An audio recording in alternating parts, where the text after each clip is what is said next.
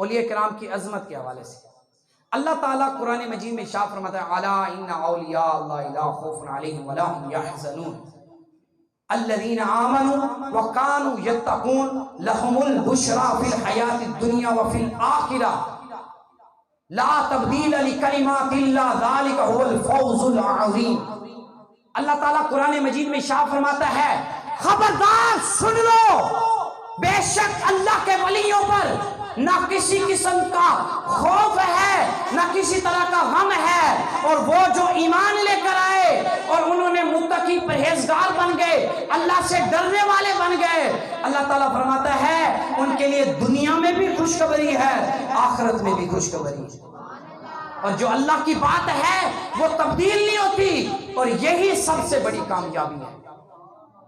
اب اس آیت کریمہ نے اللہ تعالیٰ نے اولیاء کرام کی شان بیان کی،